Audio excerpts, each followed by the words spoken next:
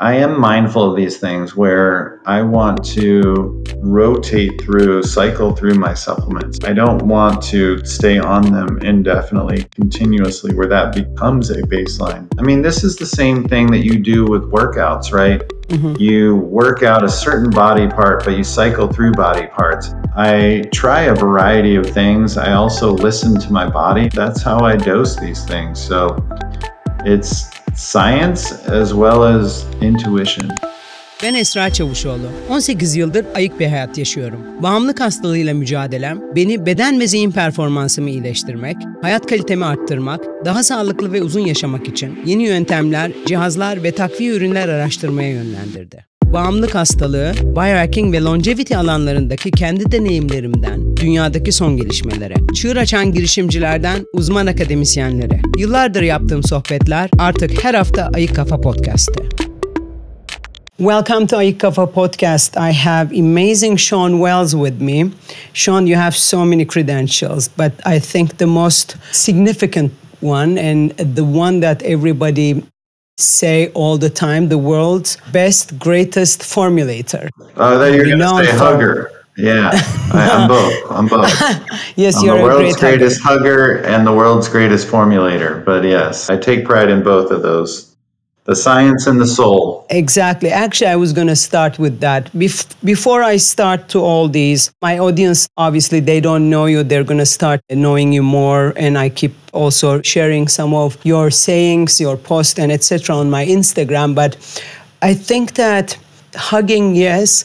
But when I met you, I also shared it with your partner. The warmth and the genuinity that you showed me in that huge conference, that I see mostly people who have some names around, that they just are a little bit more, sometimes arrogant, sometimes not so loving, kind, and welcoming. Right. When I met you, I felt really, really comfortable. And then when I started digging in a little bit, I'm like, oh my God, this guy is a legend. He's a legend in his field. So it was actually better if I didn't know before I met you, then I start researching. But my understanding is that you have an undergraduate from Babson College, Business Administration. You went to Chapel Hill for nutrition and biochemistry. And I read part of your book, and you had a bit of a challenging start in your life.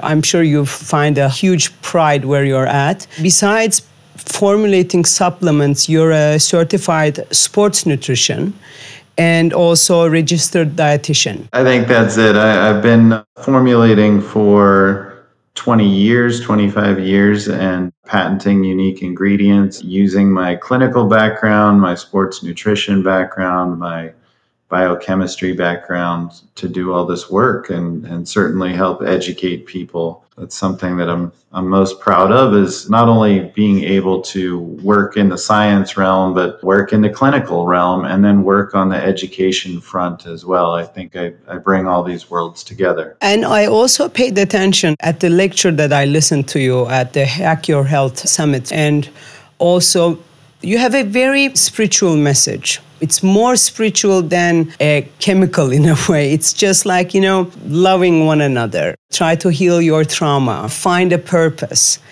And obviously, it's very parallel to this Blue Zones approach. And I see a shift, interestingly. Me being a psychologist, actually, it's fascinating to watch how that biohacking field now having this shift into the meditation, spirituality, community, purpose from so many mechanics and so many machines and supplements. And one thing really got my attention. You say, it doesn't matter how many supplements you take. Psyche, your energy inside, your calmness, your homeostasis, but psychological, is not in place. These supplements are not going to do good for you. So with that said, you suggested me to take a couple of supplements, and these names are out of this world. I have to start asking, how do you come up with these bunch of letters and numbers and mix? It's I mean, for someone like who's not American, it's difficult to pronounce, but I'm sure Americans are having a difficulty as well. Because knowing that you have multiple novel supplements that you came up with that nobody ever found about. Yeah, I mean that's it's organic chemistry. So if you're into organic chemistry, like where certain methyl groups are or certain functional groups are connected on a ring or what have you. So I think I've mentioned to you 7,8 dihydroxyflavone. Yes. Or its metabolite 4-dimethylamino 7,8 dihydroxyflavone. Those are both really potent compounds for enhancing brain-derived neurotrophic factor, which is BDNF, a protein that's associated with neuroplasticity, which is really keeping the brain young. We've found that BDNF is the most important protein in the body to protect neurons as well as create new neurons. And neurons are brain cells. So this is a way to keep the brain young, to keep a heightened ability to learn new tasks. This is what we call fluid intelligence versus crystallized intelligence. Fluid intelligence is those abilities to take on new tasks, which is easier when the brain is younger.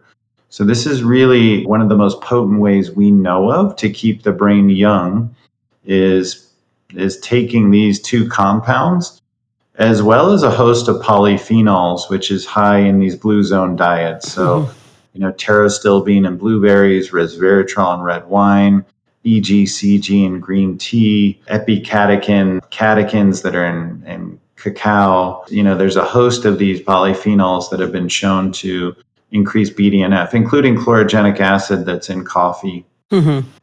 That's been well studied. But these are the most potent compounds that I know of is the 7,8 dihydroxyflavone and the 4-DMA 7,8 dihydroxyflavone for protecting the brain and keeping the brain young. So these two falls into the nootropic category or more healing ability? You could argue either one because it is potentially prophylactic, as you're saying, prophylactic meaning protecting the brain, or it could be therapeutic in healing the brain. There's data on both fronts, but I think nootropic does make a lot of sense, and there appears to be acute benefit too. I see. So, but let's kind of rewind a little bit because my people, I want them to know you a little more. How did you decide suddenly from business administration falling into the biochemistry? Yeah, it's a great question. I grew up with my mom loving supplements and me believing in supplements quite a bit. She used these whole food supplements called Shaklee that were from Europe, and it's still a trusted brand. And this was back in the 1970s. So she was ahead of her time, I think, with supplements. And she had the big, tackle box with all the different tablets and soft gels in there. So I remember that quite distinctly. And I was in school doing my undergrad at Babson, and I started working out. I started getting in better shape. I grew up a junk food junkie. I had a pretty traumatic childhood, and food was very therapeutic for me. But I was pretty depressed, and I was at college, and I started working out and kind of finding myself and using supplements like creatine and protein and BCAAs and getting like really good results. And when I went to the doctor was blown away at my change in body composition. And I started talking about all these magazines and books I was reading and all these ingredients. And he turned to me, drew out a lifeline on a piece of paper, and said, as I was 20 at the time, he said, "Why not be happy between here and here?" And it was 20 to 80. And I was like, wow, this guy just like out of the blue saw how passionate I was and gave me permission to go pursue my passion. I didn't even know that I was asking permission for that. But, as a doctor, I was expecting him to almost make fun of what I was talking about because this was in 1994. Yep. So, there wasn't many doctors that were talking about the value of supplements at that time. And instead, he ended up giving me permission to pursue this path. So I ended up finishing my degree at Babson, but doing a minor in chemistry, going back to school to get all the prerequisites, which was about 2 solid years of labs and scientific courses, which I studied in UNC Greensboro. And then I got all the courses I needed, all the biochems, organic chemistries, exercise physiology, anatomy physiology, got all that out of the way and got into UNC Chapel Hill and pursued nutrition and biochemistry through the School of Public Health and the School of Medicine, and did a minor in exercise sports science and got my RD in the process. I became a registered dietitian. I worked clinically for a decade in hospitals and nursing homes. I also worked with athletes. As you said, I became certified as a sport nutritionist, and since then I became a fellow in the International Society of Sports Nutrition. But yeah, that was my path, and goes to show the power of someone giving you advice and the power of someone's word, like where it can make or break your dreams. I was never able to find this guy again, but I would not be where I am had he not said that.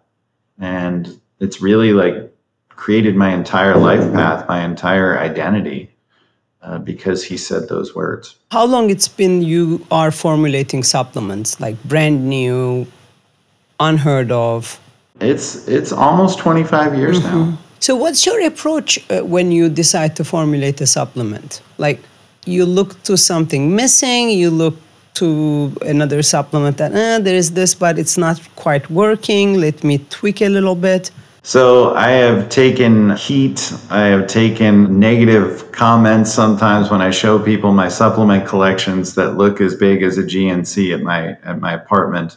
I have probably a couple thousand supplements, but part of this is, yes, I do take supplements, I do test supplements. I not only test them analytically, I test them for flavor, I test them for effect. I look at the labels, I compare things. I want to have things in my hands. This is what makes me the best at what I do, is I'm constantly putting these things through their paces.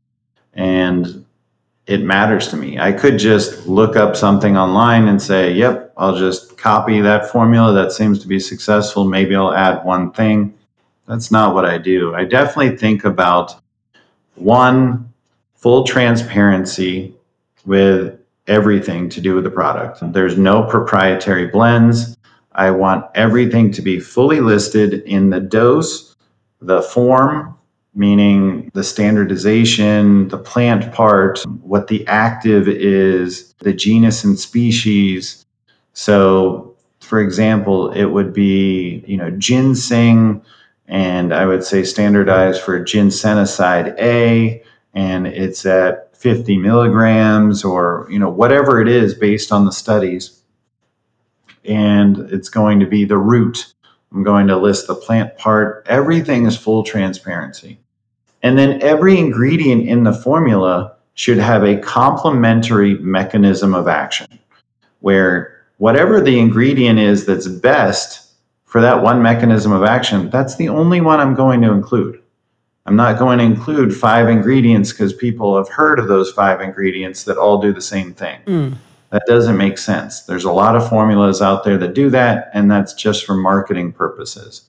I'm going to pick the single best ingredient that is most efficacious, and then I'm going to pick other ingredients that have complementary mechanisms of action for true synergy.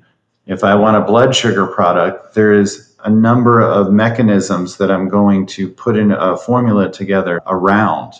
And of course, I'm talking to the customer. I'm talking to them to understand what it is they want, like who the customer is, what the effects they want to see out of this. And of course, even cost factors in. I have some of these formulas with doctors that the raw materials alone are $25 for the formula. And then if you think about, the marketing and putting the formula out there and distribution and shipping and affiliates, or putting it on Amazon, and ultimately that's going to sell to the customer for over $100 for that to be profitable. So, I do a wide range of formulas and for a number of customers all across the world. And I have to understand regulatory concerns, what different countries have in terms of their regulatory, what ingredients are legal and what ingredients are not legal, all that. Such a great thing you said. So let's say that in Turkey, there are regulations. There are actually very strict regulations. Actually, after I listened to multiple podcasts of yours, I thought to myself, I'm glad there are these regulations. Weirdly enough, because you're really concerned on these unheard supplement brands selling their stuff on Amazon without being regulated, without even telling what's really inside. They come up with this proprietary blends. Then it made me think, maybe it's a good thing that there are really strong regulations so people cannot come up with some nonsense and put on the shelves. But let's say that, hey, Shawn, I want something for cellular regeneration and also whatever, senolytics, yada, yada, the new type of molecules that is out. But yet if in Turkey that certain top limits, let's say I'll take NMN. In America, it's like 1,000 milligram. In Europe, it's 300 milligram. In Turkey, it's 50 milligram. So do you go to the customer and say, okay, let's now look to what's the goal? What do you want to achieve? So instead of maybe using this, let's use whatever it's allowed. Is it how also you are able to think? Yes, exactly. I'm going to factor in all those regulatory concerns. I'm also factoring in stability work. I do a lot of work around stability, and I do what's called accelerated and real-time stability. I know how these nutrients actually interact with each other. One, at time of blending, but two, over time with light, with heat, with age, with moisture, how they interact with each other, and will they test out? Do we need overages? Do these two ingredients just not work at all? So I'm thinking about those things as well. And then there's different particle sizes. You may have some the raw materials that are microencapsulated, some are granulated, some are a very fine powder, and making all of that work together is sometimes complicated. And then on a flavor front, if it's like a ready to mix powder or a ready to drink beverage, there's complications there. And I work on, things like anti-aging serums and cosmeceuticals as well. And there's complications there in terms of the medium that they're in and in the case of these powders, how well that they dissolve and how soluble they are. With beverages, things settle out and not stay in solution. Do the flavors change over time?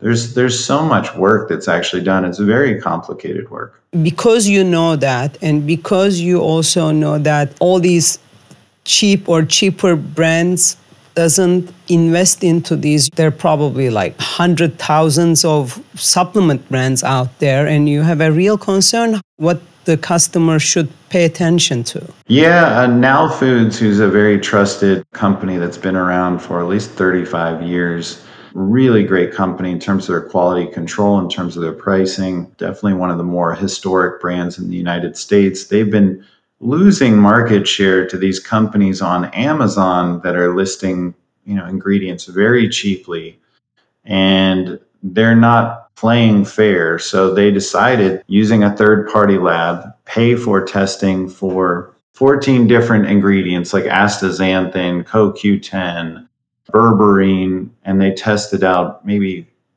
40, 50 different companies for each one of these ingredients. On average, 70 to 80% of the products that they tested short of label claim. And on average, 20 to 30% of those products had no active at all. There's some real problems in terms of quality control and testing. And then there's some problems with some companies that have been on Amazon that are just outright liars, that are the reason that they're the cheapest product and the reason that they're beating everyone else out on Amazon in terms of price is that there's no active whatsoever in that product. And then on top of that, there's a huge problem with Amazon with counterfeit products with really good brands like Thorne and Pure Encapsulations and even Now Foods, where there's companies that are printing labels and pretending that they're these products. And again, it's just counterfeit product with no active. So it's not controlled. It's hard to probably chase all of them. It's hard to control, but Amazon is now, because Now Foods has done this, Amazon is trying to change their practices, but it's been a mess for a long time. And if I was going to buy on Amazon, I would buy from that first party company and a first party that I trust. So I would get it from Thorne, I would get it from Now, from Pure Encapsulations, from Gero, from Doctor's Best, Nordic Naturals. These are some really good brands that have been around a long time. Some of these new brands that I've never heard of, are just the cheapest thing on Amazon. I would definitely have concerns about. So what do you think of the shelf life? Because, I bring in supplements from the US and sometimes I try to stock them because, it's not easy to ship things to Turkey. I sometimes find out that, oh my God, I put this on the back of the shelf and now it's almost done. But it's good brands, let's say orthomolecular products or Metagenics or these brands. So when it's the due date means that that's it. After that, you should not use. Or if it's unopened bottle, can it be still used? Because I know you spent some thinking on that. That's for meeting label claim. It should be able to go the full 2 years unopened and still meet label claim. After that 2 years, it may be below label claim. But, chances are, especially if you've been holding it in good temperature, humidity, it's not been opened, and especially if you were to put it in a refrigerator or freezer, it would still be full strength. Mm-hmm. And after 2 years, you may have 1%, 5% decline or, something like that. It's still absolutely worth taking. It's just not going to meet label claim to the same degree. Literally, those companies are doing things right, and they're putting in overages to account for those 2 years. They've done a lot of testing, that stability testing that I'm talking about. Okay. My doctor from the US, sometimes when I call her, I say, you know what, it's just at the cusp of the end. She says, nothing would happen for another month. You can use it. That's why I was wondering. Yeah. So what are the supplements that you suggest everyone to absolutely take? And it has to be the main ingredients that they should take in, vitamins and minerals that one needs. That, from B to C to, depending on your needs, it can be sodium and whatnot. And there are all these, new things, NMN, urolithin A, the symbiotics, it's a huge list, nitric oxide, name it. There's so many. The first part that I mentioned, you can test them. And you can see okay, my level is this, the optimal level should be this, let me take more, let me stop it, whatnot. The other ones, it's very difficult to test. Do you know a way to test them? So how do you decide what to take? What are the main things that one needs to take and your guidance? Yeah, I think obviously it's going to vary from person to person. If you're going to, one, you have to factor in that we're all bio-individual.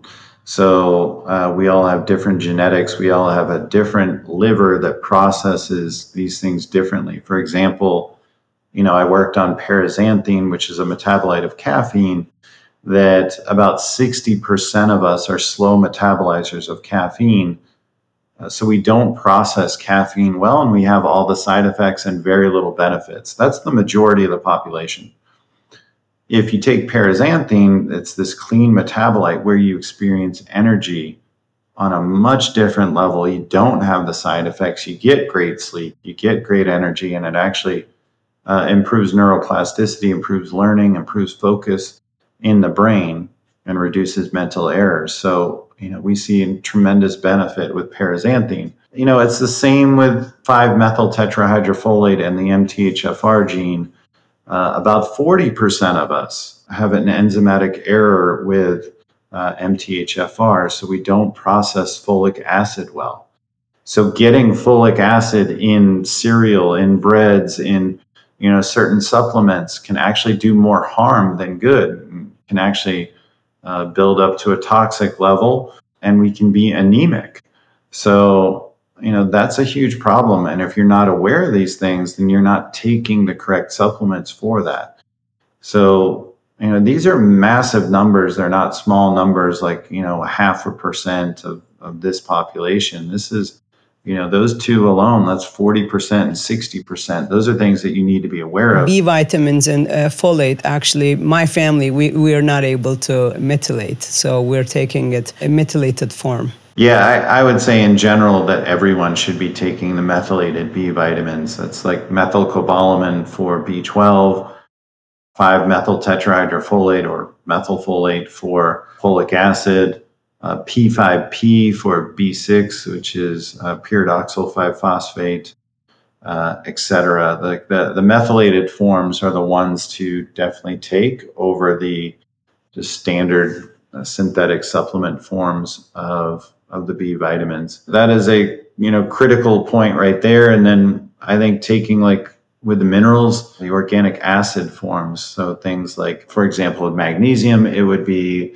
magnesium citrate, calcium citrate, magnesium malate, things like that. Or taking the amino acid chelates, which would be magnesium glycinate, which you're bonding the glycine, the amino acid, to it in a chelated form.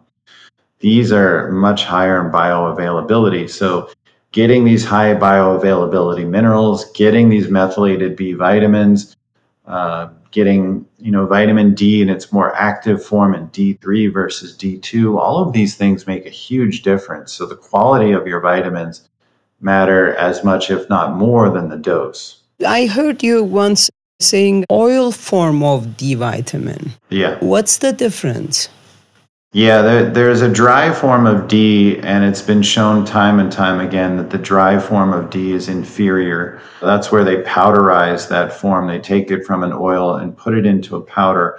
It's been shown that not only is the oil superior, but if you take your vitamin D at the same time, if you co-administer with a fatty meal, it's going to enhance the uptake. So not only do I think that you should get vitamin D3 in its oil-based form, but I think you should also try and take it with other fats, a fatty meal, other oils.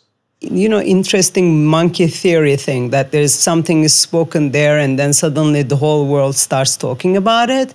That suddenly this creatine is like any person that I listen, any podcast, any ads in front of me, or in my fitness instructor, suddenly everybody is talking about creatine. It seems like it's been there forever. It's the most looked up, researched supplement. But is there a reason why right now there's a sudden boom, or am I being behind? No, I think it's legitimate. One, there was a whole TikTok phenomenon where women were talking about it increasing the size of their booties. Like literally this drove high demand for it. Two, there was a regulation that came out of China in terms of how creatine was made that made it a lot more expensive and difficult to make, to actually clean up the process of how it is synthesized. That led to a huge shortage for some period through COVID, and where creatine probably 5x'd in price. That led to some supply and demand issues.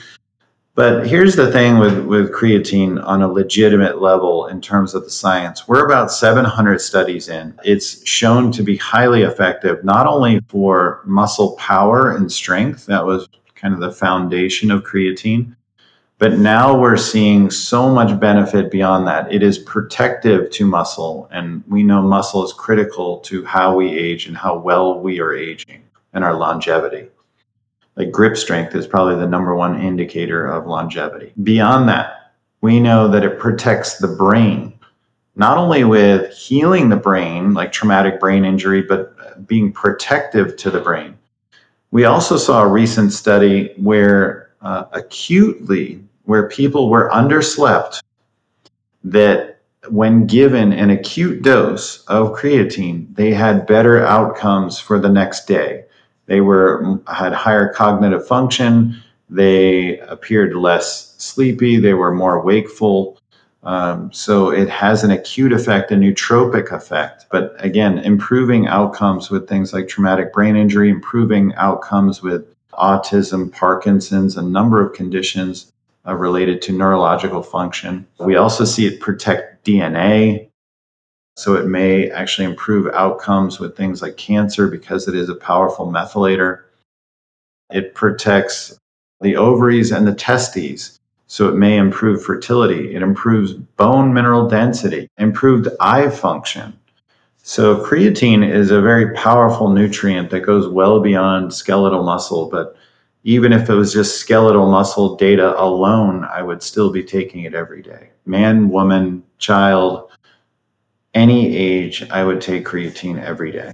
I keep hearing it's like the 5 milligram thing. How is it possible? Like men, women, children, obese, large person, tall person. What's the reason of that 5 milligram? It's 5 grams. 5 gram. A dose around 5 grams would maybe be for an athletic person. I think 2 to 3 grams is enough for someone who is not highly athletic or resistance training. Basically, as long as you're taking it every day, you will reach full muscle saturation of creatine phosphate stores within 30 days. You can reach it faster if you're taking higher doses, but I think it's fine to take 2 to 3 grams a day, again, if you're not like a highly trained athlete. And you can even take it in divided doses. It's actually shown to be more effective that way. So if you were taking 1 gram 2 to 3 times a day, that would be ideal. I recently started taking it. Actually, it was Natalie who told me. I was sharing something. She says, why don't you start taking creatine? After the conference, I went to New York and I bought some creatine. We have a horrible sleep pattern in our family, and I try to do more or less everything to be able to manage it well. And because I'm in recovery, I cannot use these narcotic substances, meaning like any sleeping pill and whatnot. I saw a huge difference, I shall say, a deeper sleep and much rested, even though the length of my sleep is short, meaning because I travel these days a lot. I take 2.5 gram in the morning, 12.5 gram at night. And I saw an interesting energy that I have and a much deeper sleep. It's a weird thing because I can't really understand when I sleep deep or not. And since then, I'm just like, I'm very surprised. And I started thinking probably creatine has a lot to do with it. Mm-hmm. Absolutely. But it was interesting, as I said, probably through sports people that they were using it, but not the regular people like me, like, many people that I know. This creatine thing was like very much into the bodybuilding or a fitness instructor arena rather than merging into the normal people's daily intake. That's what I was trying to say, because very well-established fitness gurus and, brain experts, everyone nowadays, they're talking about creatine. So that's why I was asking you, actually. I have an interesting question, interesting to me, because I don't pay attention on the timing of the supplements myself, because I take quite a bit. So I don't separate them. Obviously, the night times and the morning times are separated. But besides that, I kind of just swallow whatever many I need to take in the morning. And it's not written anything on them. The only thing it says take with meal. Does it matter? Because I think you think it does matter. Certain things should not be mixed to each other? It's a great question, and when I worked clinically as a chief clinical dietitian, we had these guides that would show drug-nutrient interactions and nutrient-nutrient interactions, and there are a number of drugs that deplete certain nutrients. There are other nutrients that interact with each other. There's herbs that can create deficiencies. it gets complicated, and it's called polypharmacy when you have many things that you're taking, many drugs, many nutrients, many supplements. We don't know. Like, honestly, I mean, because there's so many formulas, and what I could be taking day to day in my stack versus what you're taking versus what another person's taking, then factor in our bioindividuality and the way the cytochrome P450 pathway works with our liver and how we metabolize these things and our gut microbiome. It gets very complicated. We have no idea, honestly. That's why the scientific method is important, where you're trying to minimize the number of confounding variables. So this would be trying to take one thing at a time, or if you have your stack that you've been taking for years, that is your baseline. So add one thing at a time. Try and figure out what that one thing is doing. You know, you pointed out the creatine, like I'm assuming that, you know, you were just taking that and testing that in and of itself, and that's where you could delineate that you were seeing these benefits from it. I mean, that's important to do, like where you're testing these in a more scientific fashion versus what's called the kitchen sink, where you're, you know, throwing everything in all at once and you have no idea what's doing what. And if you get sick, if you have side effects, or you have incredible benefits, you have no idea what to attribute it to. And not only that, sometimes the form of that ingredient is wrong. Sometimes the dose is wrong. And to your point, sometimes the timing is wrong. Sometimes the food you may have had it with is wrong, or the food may have had a certain acid with it that activated that nutrient in a certain way. It's very complicated, and this is where, you know, working with a nutritionist, working with a naturopath, or someone who has expertise in supplements, in nutrition, and medications can be helpful. I have a baseline supplement stack that was prescribed by my dear friend, mentor, and she's a board-certified functional medicine doctor. So it was based on the Metagenics blood work that I had a couple of years ago. Then on top, of course, me being so excited, oh, there's this new and there's that new, and let me add this. That's the part that I'm like self-experimenting, such as really wonderful benefits and effects of the urolithin A. That's one of the supplements that I was able to see. It's been now maybe 8 to 10 months that I'm taking it. And I started suggesting to my sister and stuff, like I saw a steady size on my muscles, steady energy all day long. So I saw that. NMN, take it or leave it, I just don't feel it. I just, all these trips for a month, I stopped taking them. I didn't feel any different. Now I started taking the last couple of days. Since I'm back, still no difference. So I know you have your own thought for NMN, NR, all these. How do you feel about them? Again, it's complicated. It depends what your mitochondrial state is. Maybe you have great mitochondrial function and health. It's like the ketogenic diet. You may not see as much benefit because you're naturally lean, you're highly energetic, you're insulin sensitive. But if someone was insulin insensitive, was borderline diabetic, had immune function issues, was immunologically compromised, they may see tremendous benefit from the ketogenic diet, or from things that boost NAD levels. People that are chronically underslept, people that are alcoholic, people that are under heavy stress. These are things that deplete NAD levels as we age. So it's hard to say, you may be in a good situation with your diet, with your exercise, lifestyle habits, that you have good mitochondrial function, you have good NAD levels. Maybe these things aren't making that big of a difference. But for some people, they can. So I do think NMN is superior to NR. There's a new form, NMNH, that I'm looking at, evaluating right now, that's interesting.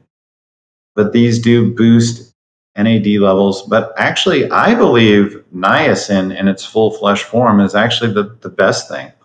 Now, you have to deal with the paresthesis, the flushing, which can be intense, especially at a dose that I take, like 500 milligrams twice a day. That is a lot of, like, literally you can see your face turn red. You feel that flushing and tingling and almost burning. Feels like a sunburn. So it's something that you have to deal with. But just niacin alone, which is very cheap, raised NAD levels about 8x in a study. I have a very funny story, actually. A couple of years ago, I don't even know why I took niacin. And it was a high dose. I got so red. I thought that I was having some allergic reaction to something, and I was going to an ER until I called my doctor. I said, like, this is what's happening. I'm all red. I'm itchy. I'm like, my face is burning. And she goes like, what did you take? Oh, yeah, that's niacin. It takes a minute like that. It's not like in 30 seconds goes away. It stays there like at least an hour.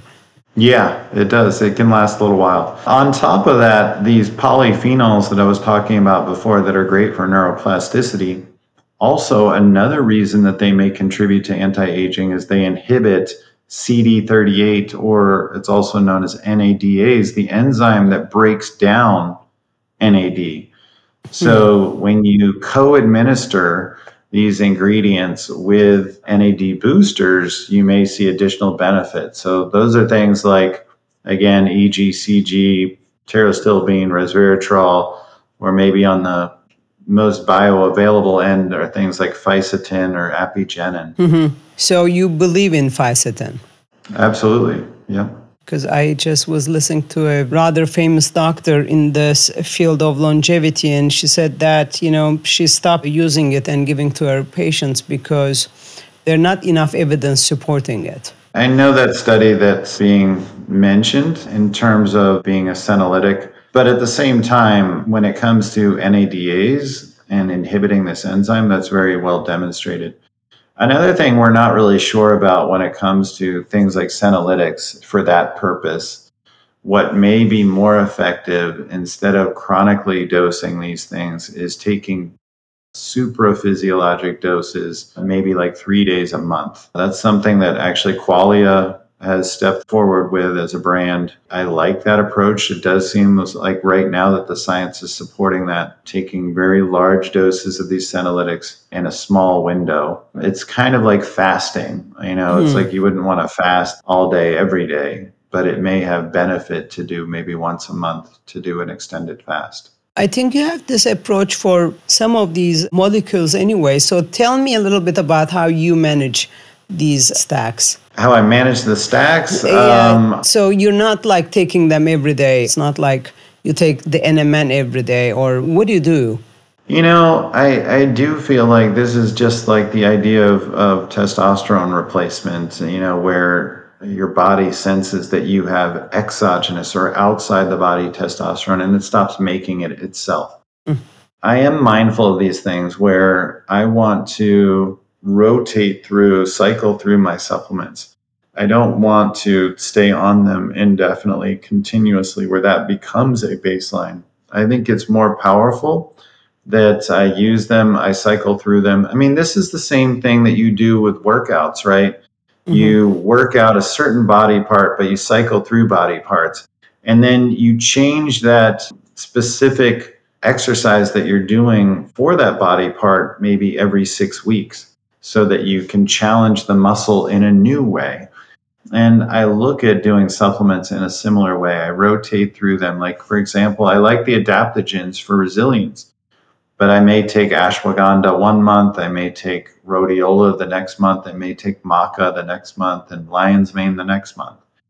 So I try a variety of things. I also listen to my body. I have intuition and think about what are my needs? Where's my energy at right now? Like, what am I feeling right now that I'm kind of low in? And where do I feel good right now? And that's how I dose these things. So it's science as well as intuition. Yeah, that's great. Unfortunately, when I start taking something, I'm like, more is better type of approach, but actually it's a very wrong approach. So I'm trying to restrain myself, and especially now I'm traveling a lot. Besides the basic things that I really need to take, I just don't take with me the rest, so that my body would have a couple of days off them, so that, like you said, I can see the difference. Actually, how I started the creatine while I was not taking the other things, I was able to probably see it better, the difference. Yeah. What's the future for the supplements? Because that's also one of my questions, but also my concern. So often nowadays that there is a new thing coming out, and I'm not talking about the same molecule out by multiple different brands. Urolithin A, Akkermansia, NMN, and then suddenly there's one more thing and one more thing. It's really sometimes concerning to say how many more we're going to take, what's going to work for me. Is this going to be always like this? We're going to keep adding, and finally we're going to have like 500 supplements that we're going to take. It can feel like that. And again, that's where I kind of rotate through things. I use different things. I think that's really the best approach. And you don't eat the same thing at every meal every day. I think it's the same thing. You want a variety of food. So I go through supplements like that. I think I look at the science, I see whether they have value. I add them into my stack, and then, I rotate through them, and I may come back to it, I may not. One, I may look at, did I feel a difference? But then two, is the science there to support it? And so I'm just going to rotate through them. Like I said, I'm going to use intuition, I'm going to use the science, but I'm in a position where I can try almost all these things. I know most people aren't. I have a handful of ingredients that I feel like are the must-haves. Things like you mentioned, like creatine, I think is a must-take. I think taking a multivitamin that has the methylated B vitamins and has these organic minerals or amino acid chelate minerals. I think taking a dihydroberberine is very powerful. It's not only an AMPK activator, which is a very potent anti-aging pathway, similar to berberine and metformin, but it also is a GLP-1 agonist, similar to these other GLP-1 compounds that are out on the market, the semaglutides and Ozempics.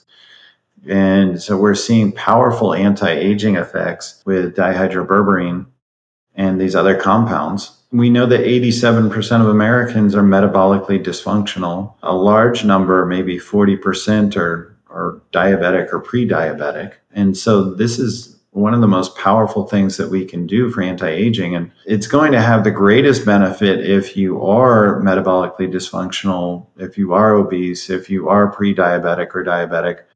But it's going to be still powerful for anti-aging. We've seen in studies benefits suppressing hemoglobin A1C, suppressing inflammation, even below what's considered normal limits, is associated with longevity.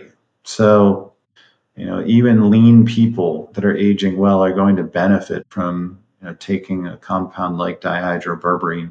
So those are really important ones to me. And then, as I mentioned, I do feel like the 7,8 dihydroxyflavone, the 4-DMA dihydroxyflavone can be very powerful. A metabolite of curcumin that I came out with, tetrahydrocurcumin, can be powerful for managing inflammation, which I think is very important in the aging process, in the disease process. We really want to look at things like glycation, inflammation, and oxidation. And that's where things like tetrahydrocurcumin and dihydroberberine are very powerful. Maybe lastly, there's a nutrient that is potentially going to be a new vitamin that I help bring to the market called ergothioneine. And ergothioneine occurs naturally in certain organ meats, beans, and mushrooms.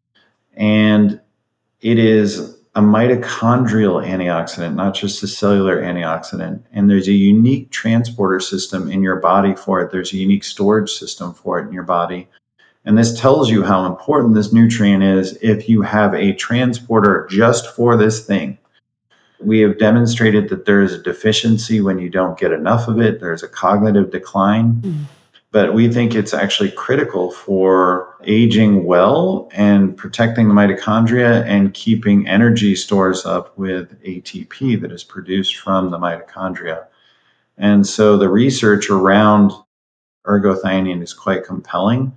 It's about 30 times more potent than glutathione as an antioxidant. It's more potent than vitamin C and CoQ10. Dr. Bruce Ames, the famed longevity researcher, calls it the longevity vitamin. So that is one that I think all people should be on because I think it's very hard to find in the diet.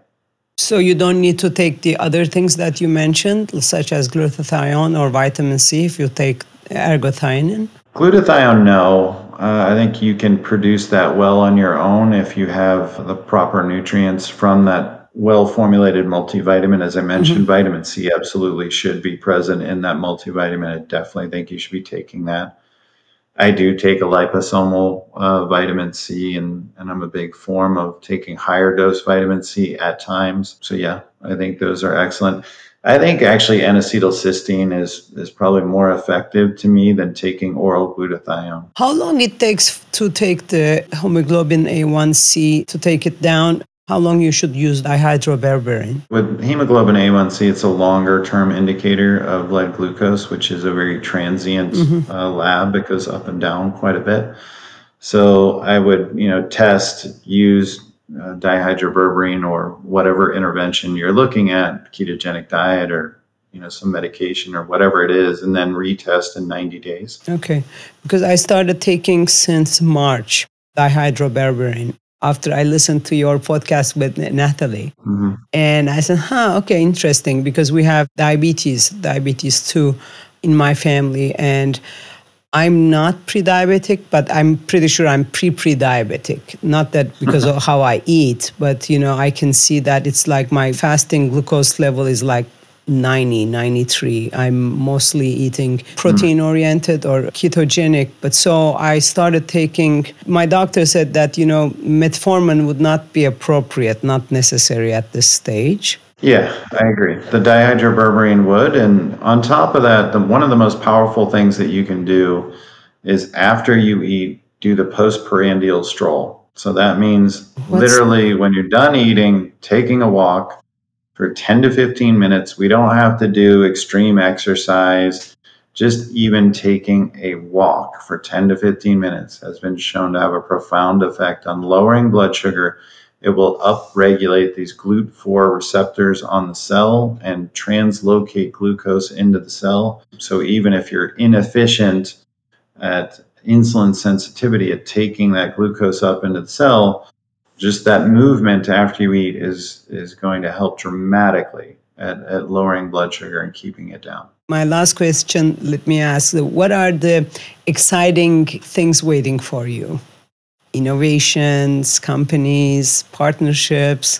Right now, the paraxanthine is getting put in basically every pre-workout energy drinks. It's replacing caffeine across the board. People are experiencing it so well and loving it.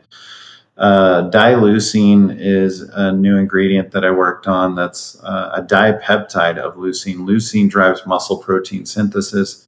As we know, muscle is, again, the most critical factor for how well we age. It protects not only the muscle mass, but also your strength, your power, your bone mineral density, because the bone is definitely determined by how much muscle you have and how you use it, the nervous system and how to activate that muscle and recruit those muscle fibers. Getting dileucine is about 60% better gram for gram at increasing muscle protein synthesis than standard leucine. And so that's a huge breakthrough. Basically, it doesn't matter how much leucine you take. There's a refractory effect, like where you're not going to get additional benefit, but you are getting additional benefit because dileucine is using a special transporter that's actually faster than free-form leucine, even though that seems counterintuitive. But that's because this special transporter, the peptide transporter, prefers to take up di and tripeptides because they're now what we know as bioregulatory signaling peptides. These short amino acid peptides, di and tripeptides, are signaling the body to do certain things. So that's something that I kind of manipulated to do this 2-leucine molecule, and we see it's 189% faster. We see there's 80% more leucine in the muscle. We see 60% better muscle protein synthesis. So every workout, you're going to get more benefit. You're going to have more muscle mass. You're going to protect more muscle mass. So that's really exciting right now. Is it out? It is. It just came out. It's with Muscle Tech is the first company to launch it with a product called Peptide 185. But there's more products coming. So are you going to make a branched chain amino acid with it, or it's going to be by itself? Actually, they are releasing a product that has essential amino acids and dileucine together. And there's another company that's releasing a product that's going to have HMB plus the dileucine plus D3. HMB is one of the most powerful anti-catabolics at inhibiting muscle protein breakdown. So when you put these two together, if you're inhibiting muscle protein breakdown and you're accentuating muscle protein synthesis, that's really going to accelerate muscle gain and protecting muscle. Wow, it's so exciting, Shawn. I feel so privileged that I met you, and thank you so much that you joined the podcast. I'm looking forward for the days that we will also do work together. We're going to plan I'm on looking that. forward to that too. That'll be wonderful. So yes, keep me posted. And I'll see you Monday night, probably in Helsinki. That sounds wonderful. I'll see you there. Thank you so much.